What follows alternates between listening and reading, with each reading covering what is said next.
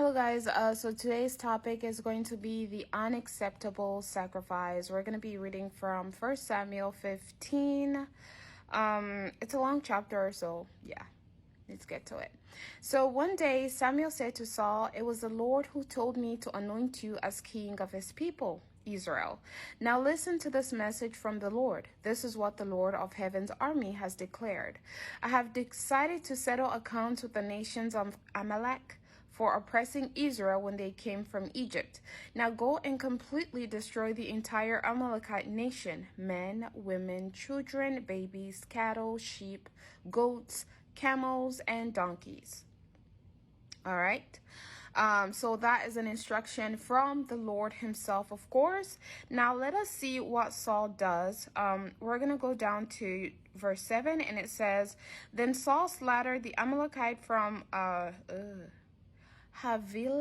Havilah all the way to Shur, east of Egypt. He captured Agag, the Amalekite king, but completely destroyed everyone else.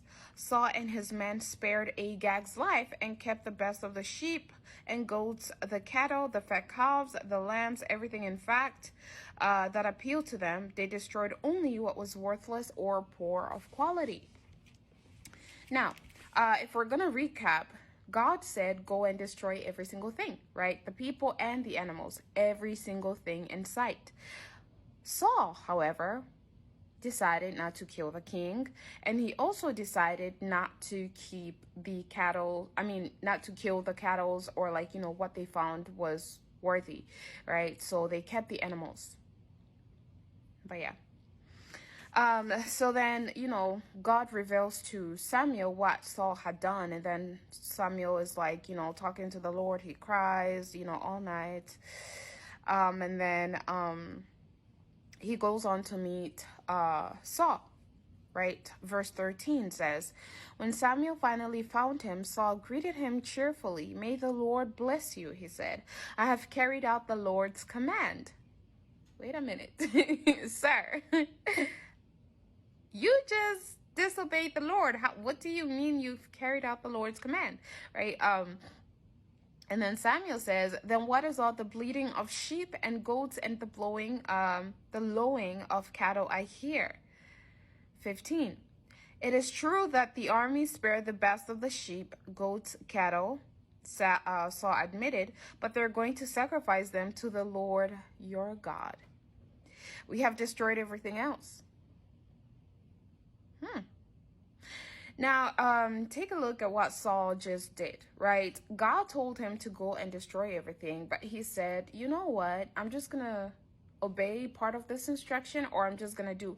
Well, since he didn't obey the full instruction, he disobeyed the full instruction, right? So he said, "I'm just going to disobey you, and then I'm going to offer up my disobedience to you as sacrifice," right? That is an insult.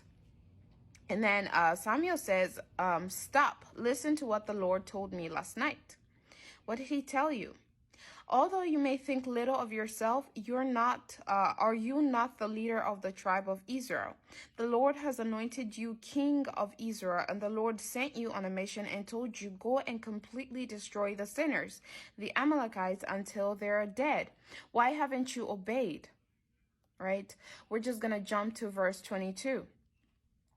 And it says, "What is more pleasing to the Lord, your burnt offerings and sacrifices, or your obedience to his voice? Listen, obedience is better than sacrifice, and submission is better than offering the fat of rams. Rebellion is as sinful as witchcraft, and stubbornness as bad as worshiping idols. So because you have rejected the command of the Lord, he has rejected you as king." Now, what kind of sacrifice is Samuel talking about, right? Remember, the sacrifice that he's talking about in this context is Saul's disobedience, right? God told Saul, "Go and do A and B." Saul did not do A and B, and then brought that, disobedience and wanted to now offer it to God as sacrifice. And he's like, "Oh yeah, here.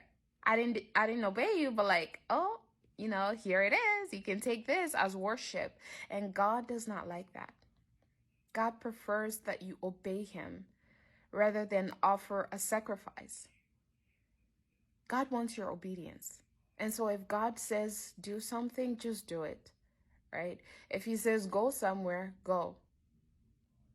Don't tell God that, okay, I won't go, but like, here, like, no, don't do that.